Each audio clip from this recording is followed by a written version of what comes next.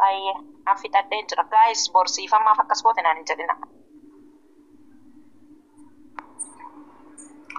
Kanuma ergaan ani isiniif qabu yoo jiraate yaaduma kanadha. Obboleessa keenya Naasir har'as taanaan borus hanga gaafa ati garaan kee gara kanatti deebi'utti si kadhachuudhaan ala wanti biraa wanti sirratti raawwachaa jiru hin jiru. Goonus hin jiru. Garuu anis qophiidhaaf sa'aatii na barbaada. Yoo isinillee nan barbaanne ani hordoffii koo wanti dhaabu hin jiru duras hordofaa jira ammas inni hordofaa yeroo naa bilbilees nama kamim. Okay, Ricardi godhaati ergaa kana maatii isaatti nuuf erga. Rakkoon qabu. Yaada kadhaa kana hundumasaa Ricardi godhaati maatii isaatitti bakka inni dhalate aanaa inni itti dhalate warra jiranitti hundumatti nu erga. Akka qaama mootummaattis kadhachaa jirra. Akka hawaasattis kadhachaa jirra. Akka maanguddoo biyyaatti illee kadhachaati jirra. Lubbuun intala kanaa nama kana sadan irratti haadha manaa Abdiitii fi Abdii Naasir isaan kana sadantu waliin tumsee michoo kana ajjeese. Kana sadan keessaa eenyu akka ta'e hin beeknu nuti. Dhugaa jirtu immoo kunoo Naasiriin nuuf himi jennee kadhachaa jirra. Nuuf himi. Yookiin immoo ni jiran abbaan haati ni jiran. Ol'aanaa. Obbolaan michoo ni jiran. Firri michoo ni jira. Michoodhaaf bakka buutee kan jirtu michoo ni jirti. Ishiitti irree ta'u ergaa kana biraan nuu ga'e. Dubbiin kun atas gabbaa'u bifa maanguddumaatiin haa dhumu. Jennee ilaan gaammaatti kadhachuu jira. Hamma kunoo nu wajjin jira Naasir. Garuu wanti fiddan hin jiru onlaayinaa kana ijoollee onlaayinaa jedheeti ijoollee onlaayinaa irra jirtu harrabsuutti itti qoosutti jira gurbaan kun. Kanaaf qoosoo sun taa'an amma qabataman miidiyaatti odeessina. Abaqaa jettan kan naaf erga. Obbolaansaa akka nu dhagaan barbaanna. Naasir miyuutii godhadhu. Miyuutii godhadhu Naasir. Miyuutii godhadhu. Obbolaansaa akka nu dhagaan barbaanna. Yoo barbaadde piroofaayila nama biraattiin fayyadamuu jira. Footoon kanuma kiyya. Gadi buufadhu yoo barbaadde. Sigalee obbo araarsoo naan jedhan yoo barbaadde. Kanadha nama maqaa kiyya guutuudhaan dhoksa akkasii sooba akkasiis hin barbaadu. Akka hawaasatti, akka qaama mootummaatti, akka qaama kamitti iyyuu ragaa nuu ta'a nu barbaada. Dhiigan tala kanaa nu barbaada. Haadha isaa biraan, abbaa isaa biraan, obboleeyyan isaa biraan, firoottan isaa biraan nu ga'a. Intalli kun wanta biraa miti already lubbuun ishii badee jira. Haqni ishii qofa haadhaaf abbaa ishiitiif haa ba'u. Ittimamu haatiif abbaan nagaa argatan, boqonnaa argatan.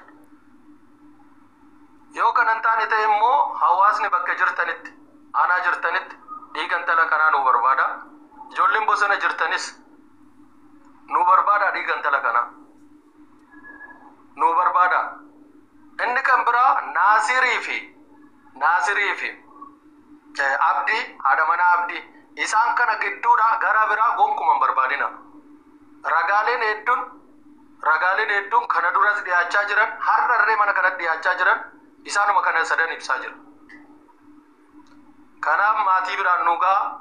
Kanuma ergaan kiyya dabarfachuu barbaada. Waaqayyo isin haa eebbisu barri keessan haa eebbifamu yeroo gaarii jiraadha. Nagaatti. Okay, obbolaan asii jechuu barbaada. Qoyaa isaanii waa jechuu barbaada, please. Wanti isin beekuu qabdan asitti sagaleen koo isinitti dhaga'ama. Nein, nicht fragen. Ich rede gerade. Maal isiniif fakkaata? Naasir kanaan dura dhugaa jirtu dhaqeen poolisitti himaa nama naaf kenni jedhee ture mucaan kun. Dhugaa dubbachuudhaaf. Dhageera. Riikardii isaa na bira qaba. Na bira jira argeera. Dhugaa jirtu ani dhaqeen poolisatti himaa ani qophaa kiyyan jiraa nama naaf kenni jedhee ture. Kanaafuu mucaa kan akkamitti nama naaf kenni dhaqee dhugaan himaa jedhu tokko wanjaluu hin danda'u tokko. Ragaan isa bira na gaggeessu hin jiru lama. Keessa hin jirtu jechuu miti lama. Keessa jiraachuu inuma jira. Namni waan kana beeku Oromoon gaafa sana guutuun asirra jirtu sun guutuu si keessa jirti. Kan ajjeese nama 2-3 haa ta'u malee. Innaa sitti maal siniin jechuu barbaade nuti karaa poolisaatti illee riippoorti goonee jirra waan hundayyuu hunda naasofnu karaa xabaqaatiin isitti jirra. Yoo dandeessan isinillee kottaa xabaqaa nu gargaaraa siniin jechuu barbaade ta'an.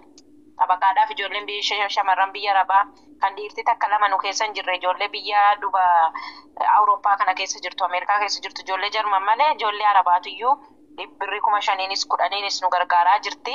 Waan san akka dhuftee nu gargaartan waamichas ni godhaa siniin jedha. Erga jarri jaarsummiitti hin deebisnu jedhanii seera qabdi biyyattiin seera gara biyyaattinis waan hojjannaa jirru jirra. Zeefan dhiifama gara biyyaattinis waan hojjechaa jirru jirra. Kanaafan har'a irra gadi qabee wanti Naasir kadhadheef kanaaf rikardi godhadheera maatii isaarree haadhaaf abbaa isaa biraan naagaa wanti hin jedheef kanaaf nuti waan gochuun nutti jiru si wajjin hirmaanna rakkoon qabu. Garuu immoo nuti ijoollee kun biyya Arabaa jiran biyya Arabaa keessatti waa tokko gochuu hin dandeenyu. Maatiin biyya keessa jirra waliin jirra rakkoon qabu warri biyya keessa jiran. Nuti immoo warri ala jirru kun warri biyya keessa jiru cinaa dhaabbachuu qabna gama hundaaniyyuu. Haati akkamitti akka jirtu abbaan akkamitti akka jiru tarii isin beekuu dhiisuu dandeessa. Maallaqa ishii qabeenya ishii irraa fudhatee qullaa odoo gadhiisee isaaf fayyadu. Akkasiin lubbuun ishii dhabamuun ulfaataadha. Kanaaf haqa jirtu odoo baasee namni gumaa intala kanarraa barbaadu tarii jiraachuu dhiisuu haqadha namni kan barbaadaa jiru amma. Maatiinis taanaan haqadha kan barbaadaa jiru. Nutis haqadha kan barbaadaa jiru. Warra nanta biraa miti. Naasiriif koo nuti Naasir anatu godhe yoo jedhe Naasiriif nuti waan qabnu koo waliin buusuu hin dadhabnu. Kana duras ni beektan. Sooshaal miidiyaa maqaa garbii jedhuun tarii ni beekuu dandeessan baay'een keessa. Gochuu waan dandeenyu ni goona. Gama seeraatiinis warra ala jiru kanaan wal deeggara. Garuu karaa biyyaatiinis waan gochaa jiru gochaa jirra. Waaqayyo akkan ta'a kanaa hin baasaa galatooma. Okay, ani waan tokko dubbadhu yoo baay'ee utuu deemee sakandii soddoma dubbadhu.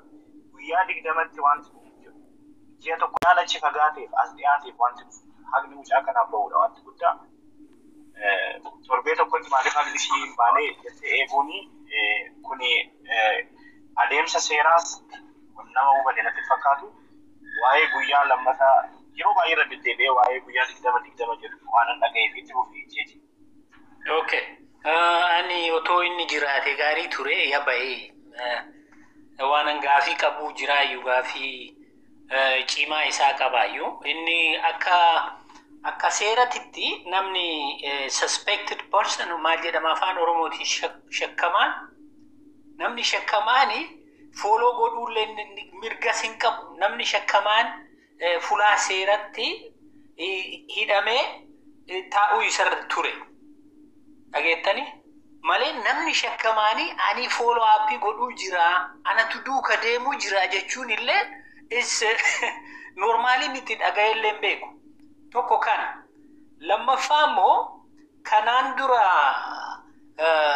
viidiyoo inni kan ishiin dubbatte sagalee hambisee ture sanirraa maal jedhaa dhiifamaa naan jettee jedhe. Dhiifama kan kun maali argaan ture jala seenee. Tikeetti borsaa ishee borsaan kun immoo shaantaa ishee keessa jira.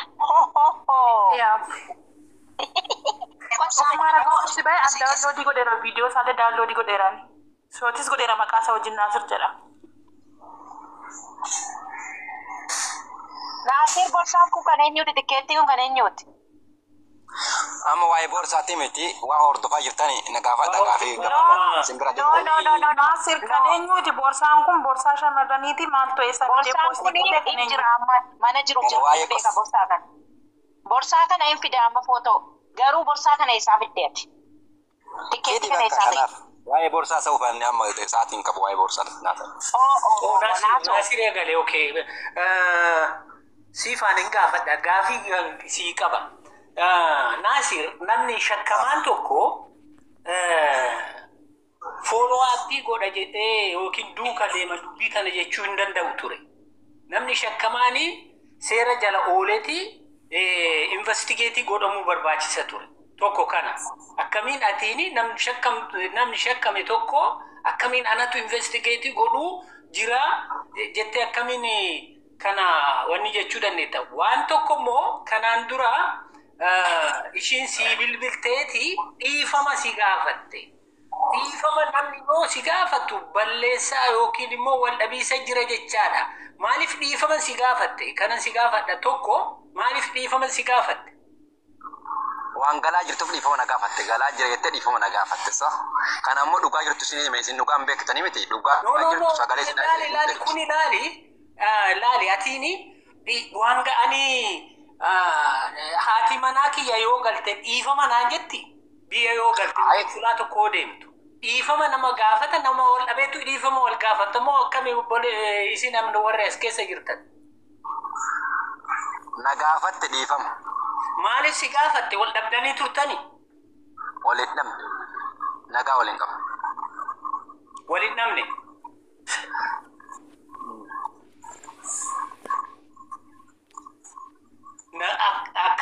Akka seerattillee akka maalittillee nama wal dhabetu nama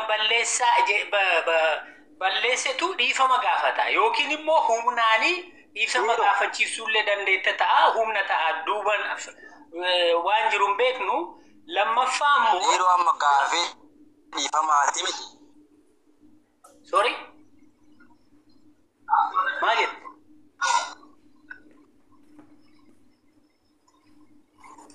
Hello, inna geetta? Niitoorkii isaa qulqullina hin qabu qaba. Qulqullina hin qabu argitanii? Okay? Dhiifama maaliif isa gaafatte? Tokkommoo yoo ishiin dhiifama isa gaafattu waan ishiin jette san cufumaa akkamii rikoordii godhee hambifachuu danda'e? What is the factor behind? Okay? Maaliif? Maaliif hambisuu waan ishiin dubbatte sanii waan siin dubbatte sanii akkamiin rikoordii godhuu akkamiin moo hambisuu dandeette? Naasir banat yookiin banaa jira dhiiroo wanti isin jechuu barbaade amma sagalee namatu isin erge namatu poosti godhe karaa miidiyaati karaa iftoominaatiin jechuudha sagalee isin wajjin haasofte kana maaliif waan dhugaa beeku waan dhugaa dubbataa dhufu poosti isin gochuu danda'e malee qaamni dhufee sagalee sanarraa waraabbate hin jiru ammas an qophiidha bilbila koos bilbilisis inni jira waan ta'eef dhiifama jette waan hunda maaliif akkasin jette bilbila irraa yeroo gaa'inu baanu kanaafuu isintu shakkamaa naan jedha malee anu dhugaa isii barbaaduuf deemutti jira. Kanammoo waan ragaa itti na shakkitan xabaqaa bittan sanis na qunnamsiisaa xabaqa isa wajjin deemuuf ammoo qophaadha yeroo kamiyyuu jechuudha. Okay. Gaafii dhibii gaafii dhumaa sii qaba. Yoo mucayyoon tuni duute Simon abdiidha ka dura dhagaye please daqiiqaa 30 sekondii 30 naa kenni. Eentu dura dhagaye. Siif abdii eentu tullu afachu waan jejen gaafatu sirriidha itti fufi. Naasir siifi Simoo abdiidha moo eentu dura dhagaye? Eentu dura dhagaye akkamiin dhagaye? Okay. Continue. Akkamiin akka dhagaye dhimma dhuunfaa qoficha na gaafadhu. Gaafii na ilaalchi jechuudha si deebisuu danda'a. Hello? Jechuun nama irraa dhageessellee deebisuu qabda bara. Gaafii dhuunfaa bicha na gaafadhu Gaafii dhuunfaa jechuudha. Ata kami tidak gitu ini nama. Jechuun itu dura dhagaye moo ebaltu dura dhagaye jettee nama biraa. Okay. Si dura dhagaye. An saatiin dhagaye saati halkan keessa saati guyyaa maroobi san halkan dhagaye sagaleedhaan dhagaye. Eenyurraa dhagaye? Abdiirraa dhagaye. Okay, abdiirraa dhagaye. Abdiin eenyurraa akka dhagaye beektaa? Meeshattu natti meegnaan hordofee jechuudha lakkoofsa naa kenne jennaan gaafadhanis. Ati namni yoo duute yoo jedhanii namni kee nama sitti dhiyaatu tokko yoo du'e jedhan akkamiin du'e eessaa dhageettee jettee hin gaafanne? Gaafadheera. Okay. Gaafadheet lakkoofsa niiti koorra dhagaye jennaan bilbilee gaafadha. Saat kana isin waan gala jette baan dhugaan goon akkasumatti ganama san hubachuuf yaale du'a isin mirkaneeffanne jechuudha fageenya irra jira waan ta'eef. Jechi short answer weetta deebii gabaabaadha ati yaa dhageette abdiitu natti mee jette amma abdiin oo sitti mee jiraate nama sitti dhiyaatu tokko intalli kuni si walii wal qunnamtii qabxii walii wal beektanii situ itti dhiyaata akkamiin duute jettee akkamiin hin gaafanne yookiin immoo eessatti eentu sitti mee jettee maaliif mirkaneeffachuu maaliif hin deemne ati? Mirkaneeffachuu niitii qonna himeenaan jedhu. Laala qabadhaa waan kana otoo qabattanii gaariidha isini niitii qonnatti mee jedhe. Okay. Eessatti duute siin jedhan eessatti duute?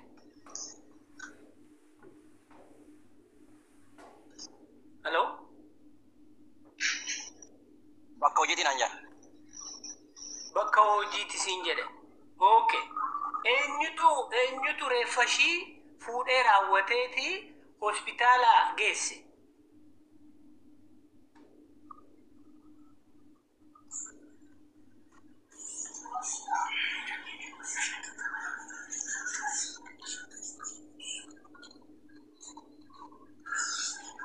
deebii kenni seena deebii kenni Nasir deebii kenni jechuun ana ganuma wajjin dubbadhe isa wajjin jechuun inni akkasa kanaan jedhen booda bilbilee hubadhee isa gaafannaan akkas naan jedhe booda irratti dhimmi kun dhugamu soba jedhee deemee waajjira poolisii gaafadhe sigalee eentu geessee akkamitti tuutee kana abdiin gaafadhe egaa inni du'a seenaa du'a kana dhugaan goone deemee waajjira poolisii gaafadhe.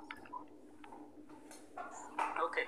Ati nama reeffa ishii fuudhee mana yaalaa yookiin hospitaala geesse hin beektu ati? Ayaan fageenya guyyaa lamaa booda deeme jechuudha bakka waajjira sanuu jechuudha. abdiitu beekaa jechaadha kana yoo ta'e Abdii beeka jechaadha. Abdiini. haati warraa isaa ilaala sitti haati warraa isaa abdii mee amma akka inni jedhe sanitti haadha warraa kiyyatu du'an tana kanaanatti mee jedhe abdiinii jedhe. Okay. Abdiinii fi haati warraa garaagara jiraatu namni abbaa warraati haadha warraa ta'e bakka tokko jiruu miti. Diraamaa baay'eetu keessa jira. Okay, mee Naasirri ammallee waa tokkoon gaafadhaa. Seeraan naa deebistaa jechaadha waanan si gaafadhu sana. Roobalee asirratti osoo gaaffii cicciin dhiifamaa abdiitu mucaa kana mana maadaamii lafa hojii galche. Silaayyuu otuma mucaan kun mana maadaamiitti duute of ajjeeste maadaamiin abdii faana quunnamtii qabdii miti. Abdiitti immoo qabdii ture jechaadha.